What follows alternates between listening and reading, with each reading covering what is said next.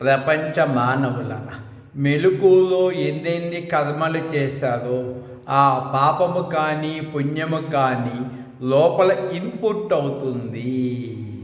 Input అయిన ఆలోచన పాపముగా లోపల ఆలోచన ప్రొడ్యూస్ అవుతుంది. పుణ్యకర్మ పుణ్యంతో ఉంటుంది. ఆ పాప పుణ్య కర్మలే ఈ దేహాన్ని నడుపుతాయి, మరుజన్మకు కూడా కారణమవుతాయి. మరి గాఢనిధిలో ఒక్క పాపం లేదు కదా, ఒక పుణ్యము లేదు కదా చెప్పండి. మళ్ళా మీరు మేలుకున్న తర్వాత లోపల ఒక్క నిమిషంలో పాపము పుణ్యం జీరో చేసుకోవచ్చు. కానీ బయటికి వెళ్ళి 1,000,000 సంవత్సరాలు గంగలో, యమునలో, ఎన్ని నదుల్లో, పుణ్య నదుల్లో కూడా స్నానం చేసినా మునిగినా కూడా ఈ పాపపుణ్యాలు పోవు. ప్రపంచంలో గుళ్ళన్నీ తిరిగిన పాపపుణ్యాలు పోవు.